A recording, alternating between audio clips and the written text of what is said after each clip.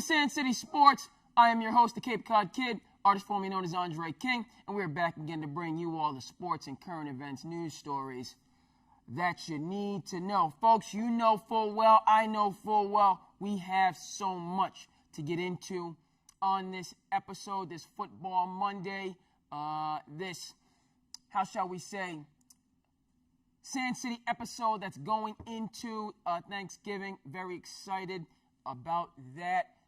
We are going to try to get another episode in before the holiday. We're going to make our best efforts there. Before we dive into all that you know we need to discuss from the world of sports and current events, as always and per usual, I have to give a special shout out to the folks here at the Cape Cod Media Center. Amar for helping us out, Jamie for helping us out, Dave, as always, for helping us out, Tom, I want to thank everybody. And I want to thank the Academy, even though I'm not even getting an award, okay, for allowing us to use the great facilities and providing technical support to get us off of the ground. It's been the last 3 episodes that I've been running behind. I need to make a New Year's resolution a month and a half before New Year's to get behind where I need to be when I need to be there. So all that said, thanks to the production team, and now let's dive right into it. We are not going to start with the MVP and frankly all-time level performances that took place on the gridiron on Sunday. And you of course know why, all right? And I'm sure you out there, just as much as me right here, want to get into what happened on Saturday in Atlanta with the Colin Kaepernick Combine workout, whatever you want to call it. So, the facts. Approximately 2 hours before his NFL-established workout at the Atlanta Falcons facility, to be attended by upwards of 20 NFL scouts, general managers, decision makers. 2 hours before this event, I'm just going to call it a combine. All right, we're going to, and the football people, I will, reach out to them, and if I need to do anything in the editing effects, fine. Call it a combine. Approximately 2 hours before this was going to take place, Colin Kaepernick said he's out, not participating, and instead would hold his own combine 50 miles away at a Georgia high school, and those that were willing to go the extra mile, however you want to put it, could see him there, and that was just how he was going to get down. Again, sticking to the facts, about 8 NFL teams showed up for said workout. Kaepernick showed some elite, maybe that's taking a step. He showed some NFL talent.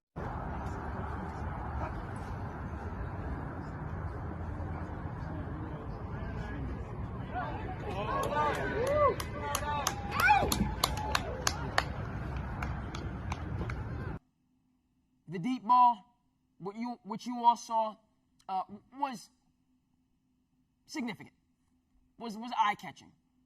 Okay, just seeing that, whoever this guy is, he's got a cannon for an arm, and that was his MO previously, when he led the 49ers to a Super Bowl, and that seems to be the case today.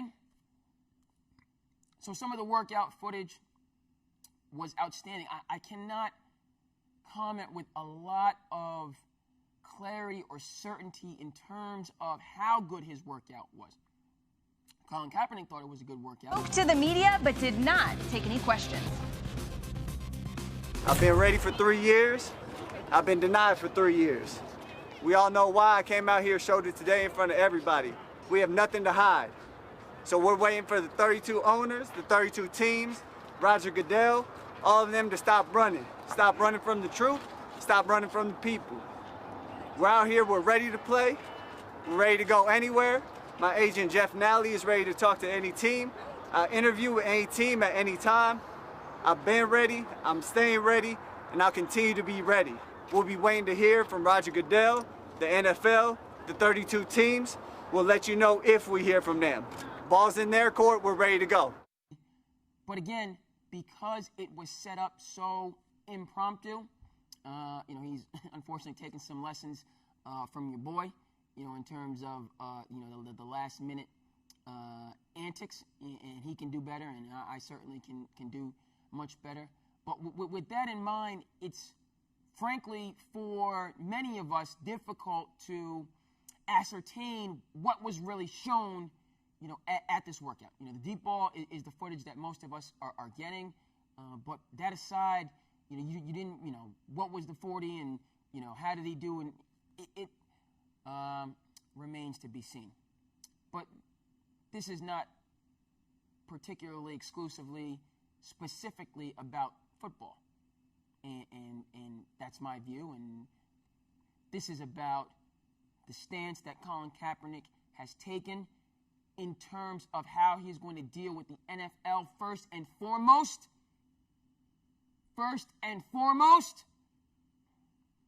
and the stances that he's taken through the years in relation to political justice. And so in his press conference post-combine workout, Colin Kaepernick was quite direct, and I credit him for that. Credit him, he did not mince words. In his view, he's ready to play in the NFL as of right now, that moment, this moment. He feels that he has been denied his opportunity over the last 3 years. He feels that NFL teams, based on the workout, which in his mind was outstanding, can and frankly should get in contact with him so that he's on an NFL team. And then again, I credit people. He said what he meant, and he meant what he said. And his words were the NFL should stop running. And I believe at the end of the post-conference, I don't believe this has been what's reported. I believe it's a fact, is he told the representatives and the media, to go back to the NFL teams and tell them to stop being scared. Okay. Look, man made a statement, did it his way. That's how Frank Sinatra was getting down. That's how Colin Kaepernick is getting down. I tip my hat to those who are willing to stand firm and do how they want to do. So that credit. Now, in terms of the merits of his actions and what that means for his NFL career and Colin Kaepernick as a football player, my view is by switching things up at the last minute, by not going to this NFL combine that, again, included more than 2/3 of the league, that was going to be ran by 2 former NFL coaches, for which the eyes of the sports watching and loving world were tuned in. To skip out on that, I think was a terminal decision for Colin Kaepernick's NFL career. I can't disagree more with that decision. Vehemently, firmly, fiercely disagree with that decision. Reasons being, look, for Colin Kaepernick and his supporters, he may and they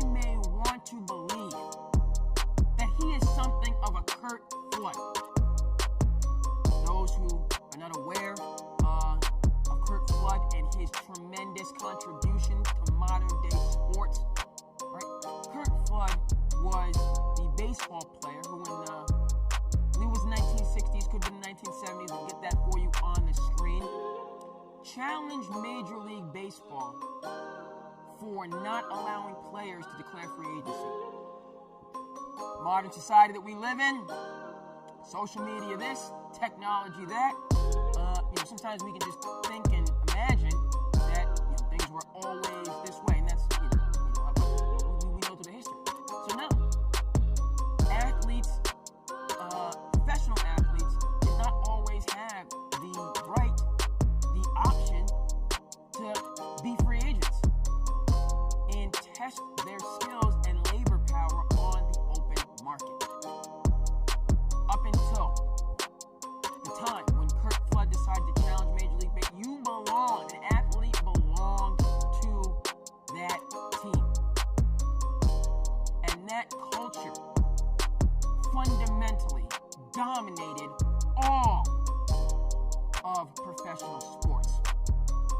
It's the chief reason why Jim Brown, somebody who many believe is the greatest football player, if not top 5 greatest football players of all time, retired after 9 seasons. A lack of free agency and a culture of dominance, dominion, superiority by owners, which, may exist to a certain extent today, but existed by law. Okay?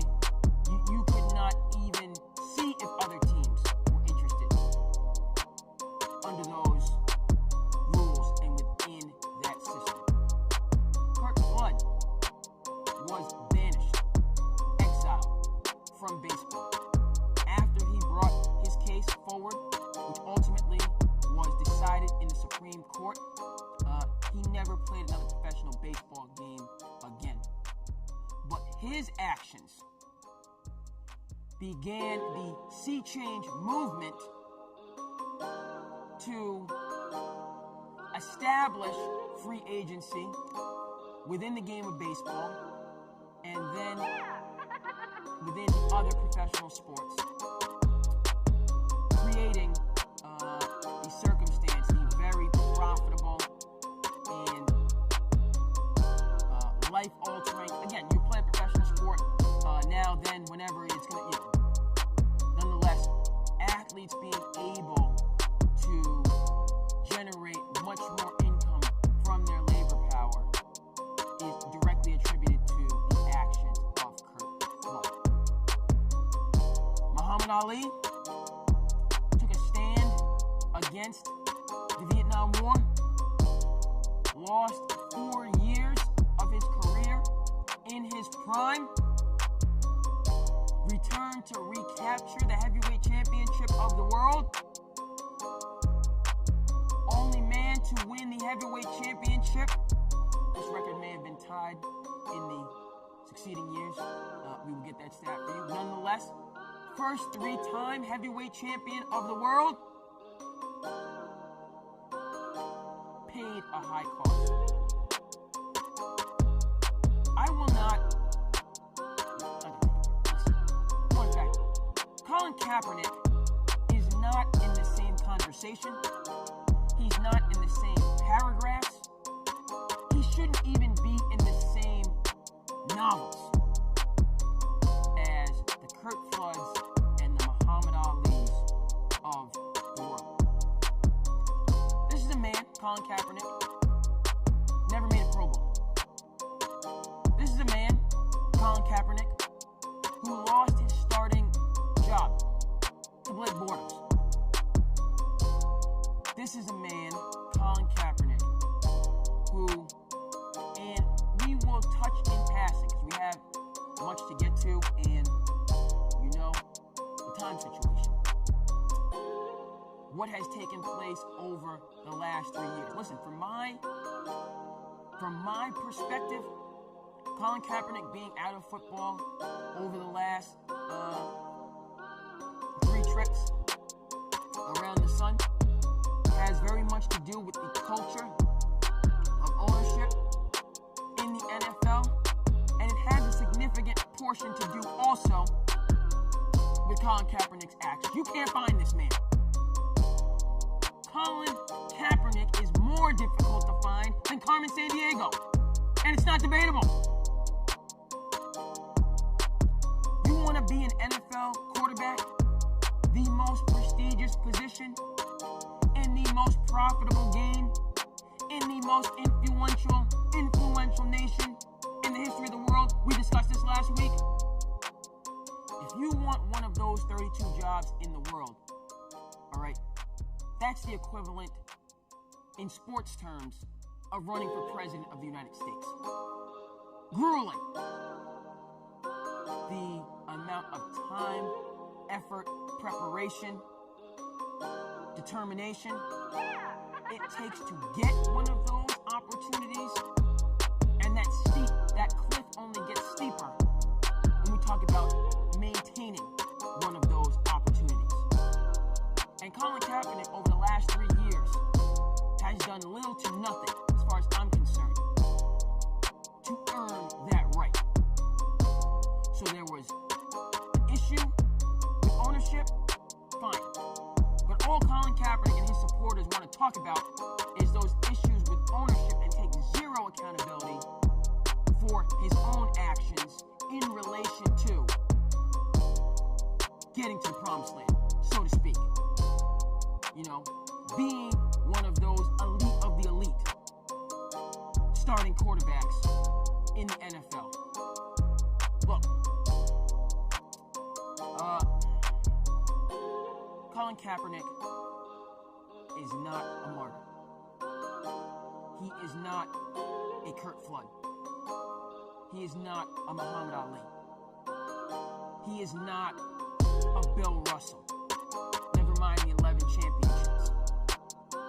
Never mind having his house vandalized in Reading, Massachusetts for the stances he was taking during the Jim Crow era in relation to civil rights. In no way, shape, or form, as far as I'm concerned, is Colin Kaepernick's name allowed to be in those conversations. And the reasons are, I've established his lack of achievement on the football field. All right, but in being the leader of a movement, a social justice movement, highlighting institutional racism, mass incarceration, police brutality. Colin Kaepernick has not consistently worked with other stakeholders in those realms to bring about real, positive, and actionable change. Anybody can be outraged. Anybody can be offended. Anybody can engage in an oppression Olympics, talking about what happened to your ancestors tens, hundreds, thousands of years ago. You want to look through the historical record? You want to see what human beings have been doing to themselves through the centuries? In many regards, not pretty. Plenty of grievances to go around.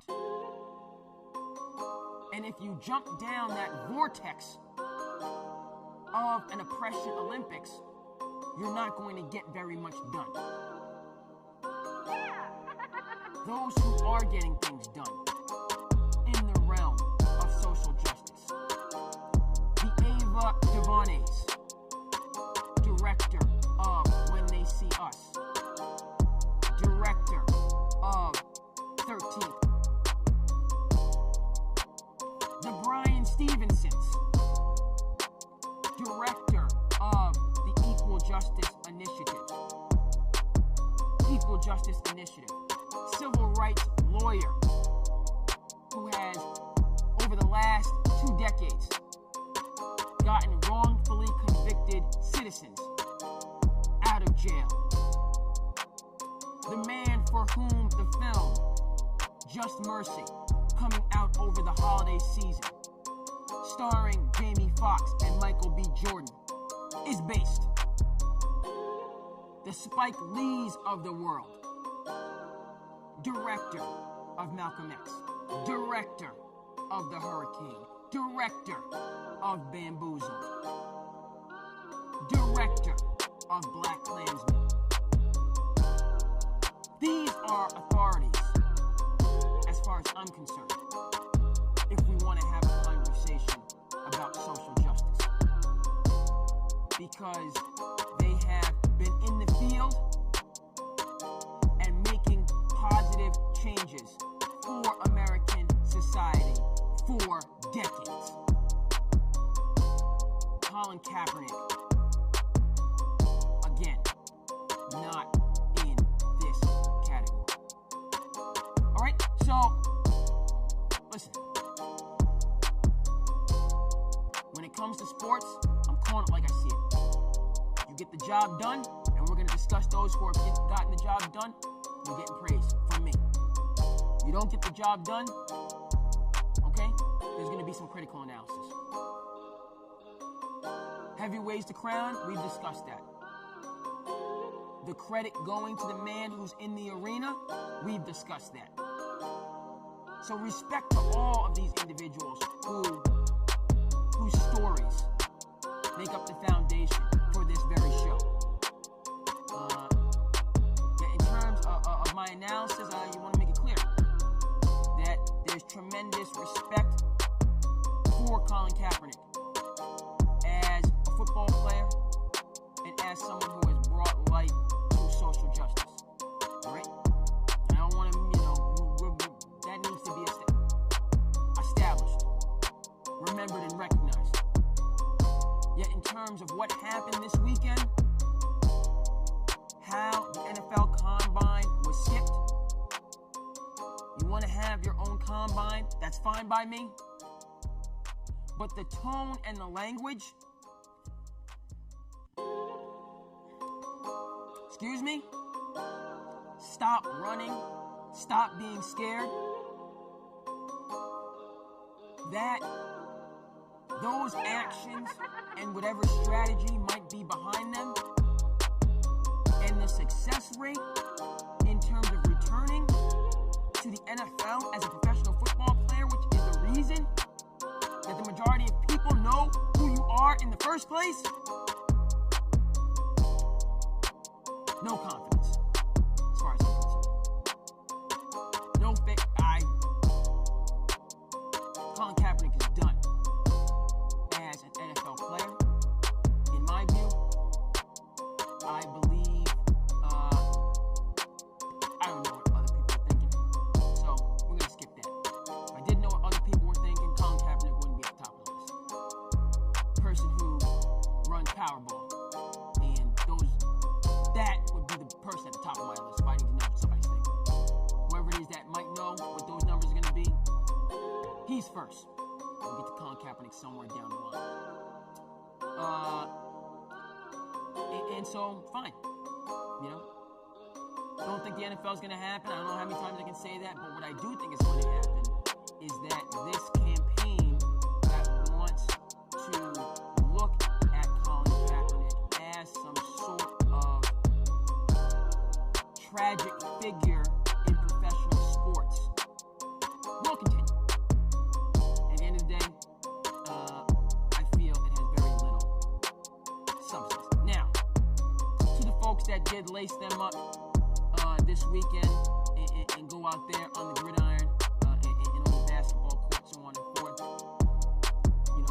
we're beginning with an individual who we've talked a good amount about this year on this show, for standing tall, and balling on the highest of levels. And Lamar Jackson, what took place yesterday in Houston, 41-7 victory, even though it should have been at least 41-14 because the officials certainly missed that pass interference on DeAndre Hopkins. That was egregious. How they got that wrong with replay, can't understand it. But Lamar Jackson, my front runner for MVP. It'd be nice to see Russell Wilson get one. shaping up to be an MVP race like we had last year, with a young stud, a youngin' that's on the scene versus, the savvy, grizzled veteran. Last year was Mahomes and Breeze. This year, Lamar Jackson and Russell Wilson. Look,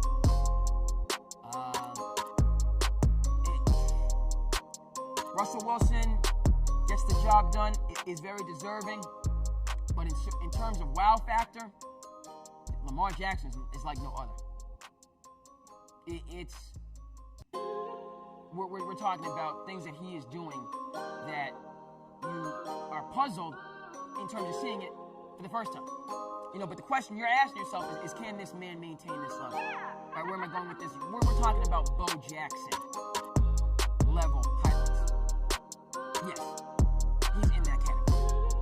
The numbers, the actions. Lamar Jackson, modern day. Bo Jackson. All right, might have been mentioned before. Who knows? But that's what we're seeing right now. This is, and again, you go back. I love to do it. You watch Bo Jackson's old highlights, his days at Auburn, his days with the Raiders, his days playing baseball with the Kansas City Royals. It is jaw-dropping. 20, 30 years. It's definitely more than 20. I'm getting old. 30. It is just tremendous. It's like when you're watching Mike Tyson's knockouts. Never gets old. And what Lamar Jackson is doing this season is on that same very level. And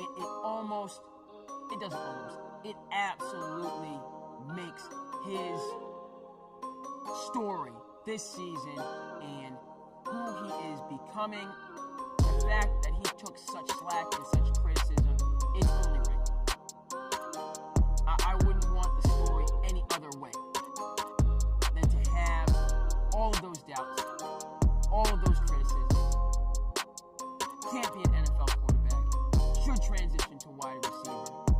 Can't play quarterback the way he's playing it. And to now be the front runner or a front runner for MVP.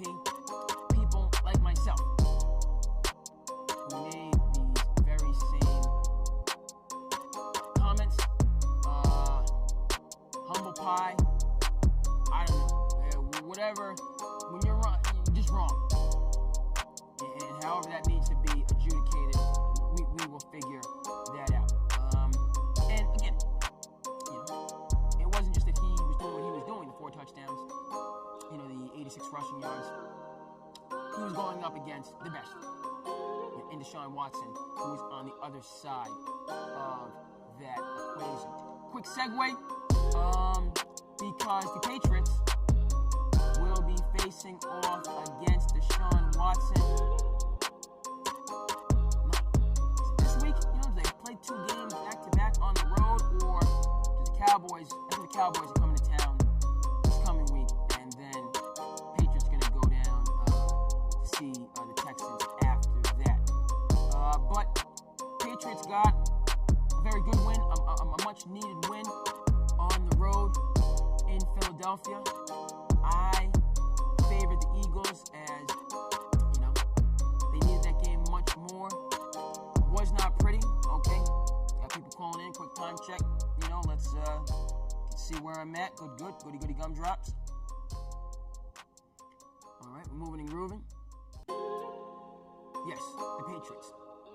That was an outstanding win. I don't care what anybody has to say. I don't care if Nelson Aguilar can't catch a touchdown pass, save his life. All right? After losing to Baltimore and in a situation where they could slide, Patriots found a way to get a W. Never mind the fact Tom Brady didn't throw a touchdown pass. Never mind the fact the Eagles were able to get to Brady and knock him on his hind parts. Listen, Patriots now right the ship and put themselves and remain in the hunt for not only first-round playoff bye, but home field advantage in AFC Championship game. And the Eagles, they continue this Super Bowl slump just continues.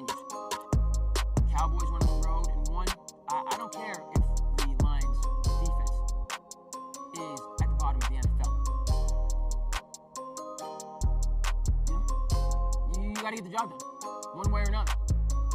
And the Cowboys went on the road and got the job done. Dak throwing 3 touchdowns, and then finding a way to win that game against a very good Detroit, a good Detroit team who's much better than their record indicates, as they've been robbed, with calls in certain games. And the Eagles could not keep pace.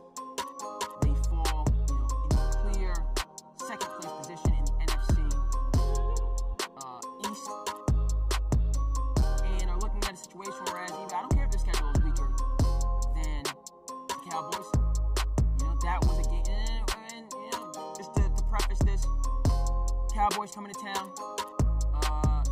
and so that will be a good indicator. So if the Patriots beat the Eagles, the Patriots beat the Cowboys, then not much is done. Then we just return to square one, and that's what people are looking forward to. But eye test, from what I'm seeing, Cowboys appear to be clearly the better team. And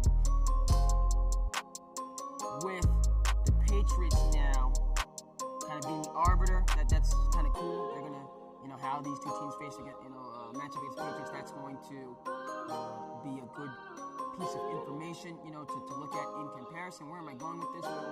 Look, Patriots now, once they're finished with this NFC East stuff, I am intrigued and thrilled about their matchup with the Texans because it's going to be the same thing in terms of a tale of two cities. Deshaun Watson was embarrassed. That was supposed to be a primetime matchup. It was a first-round knockout. Okay? These two were supposed to be comp. No.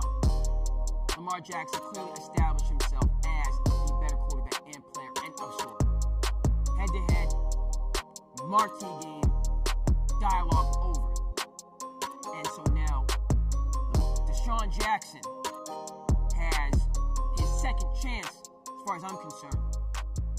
Big stage, marquee opponent, to see if he can remain in this elite quarterback conversation, or he's just going to tumble down the mountain even further. Not just Deshaun Watson, who has the pressure, Tom Brady himself feeling the pressure. Wasn't happy in his post-game. Has been, frankly, quite average, facing up against real competition, including the Cleveland Browns. And, so he has quite a bit to do. Mentioning Cleveland Browns, so many outstanding, we have to discuss. And I'm glad that came into my mind, even behind burning the midnight oil here. I mentioned it over and over. I just need to be on time. I don't know if I mentioned this in my show. But I gotta get into all these things in conclusion. Because it happened last week, Thursday Night Football. Myles Garrett, Mason Rudolph. You know about it. You've heard it. You've seen it. Listen. Thankfully, number one thing, we did not have a significant and life-altering injury. That is number 1, 2, 3, 4, and 5. Thankful for that. Because Myles Garrett hitting Mason Rudolph with his helmet after he had ripped it off of that man's head could, as people have said, ended Mason Rudolph's life or created long-term injuries. And so that is first and foremost as far as I'm concerned now. In terms of punishment, 10 games minimum for Myles Garrett. 16 maximum. That's how I feel about it. 10 games minimum. He misses the rest of this season. He misses the first 4 games of next season. Minimum. 16 games, I had no problem with a full NFL season.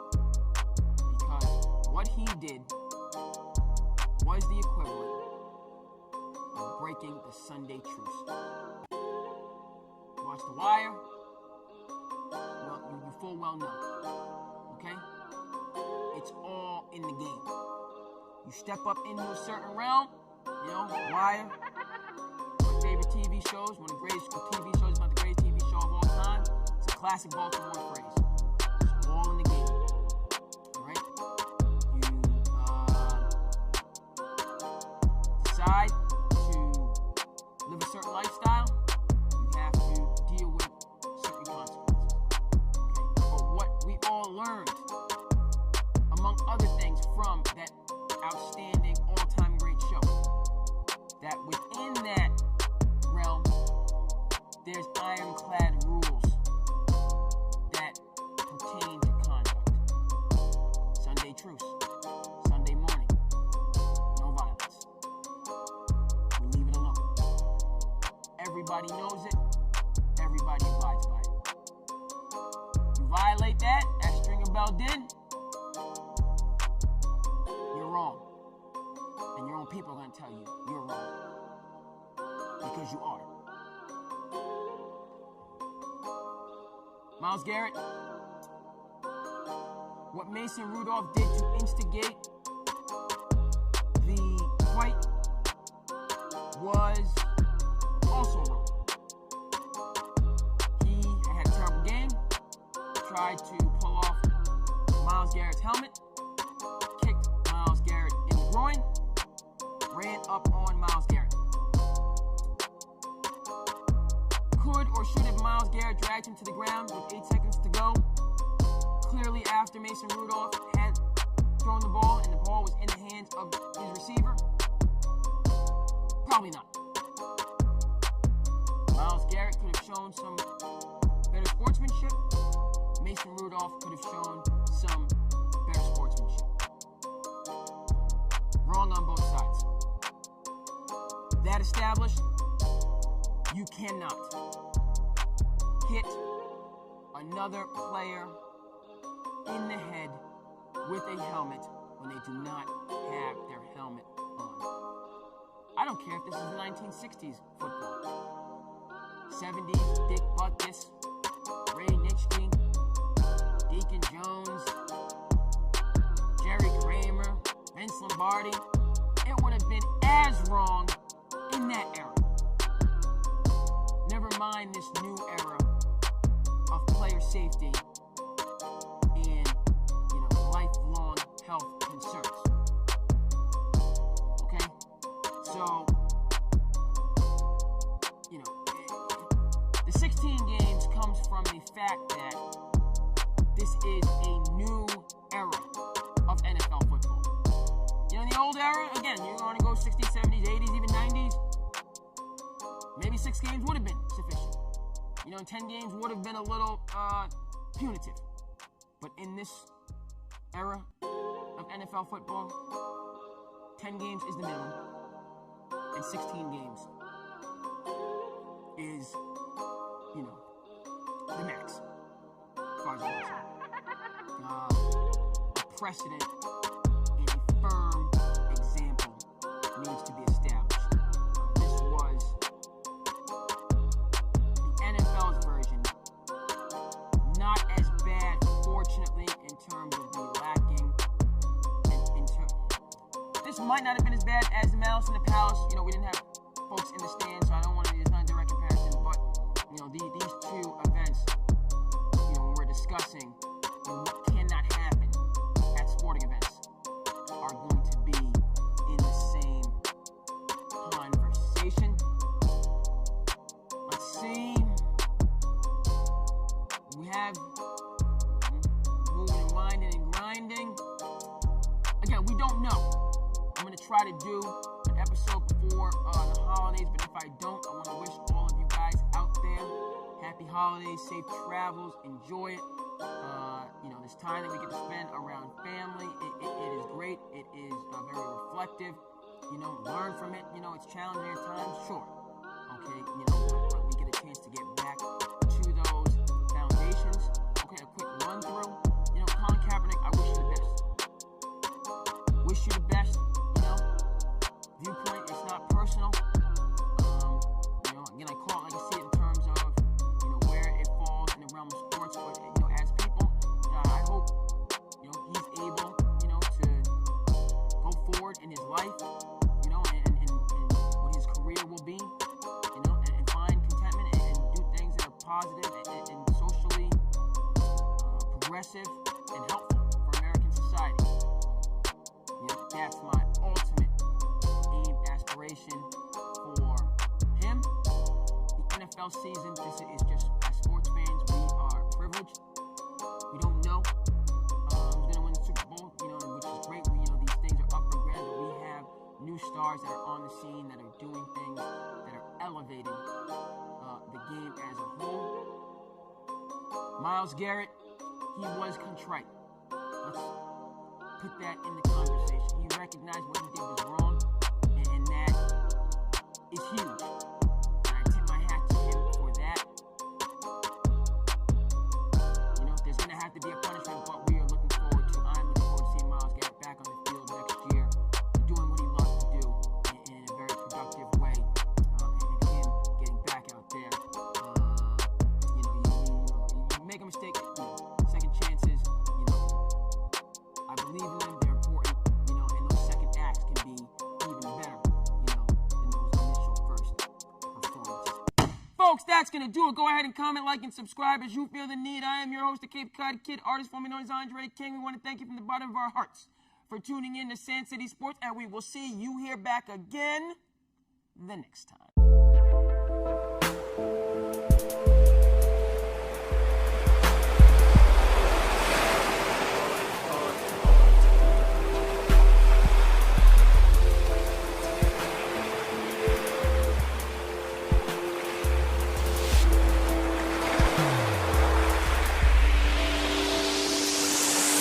Yes, we piece of souls do sedate ourselves.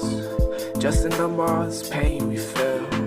Yes, at times we do hate ourselves, but each day we try to retake ourselves. So yes, we piece of souls do sedate ourselves. Just a number of this pain we feel.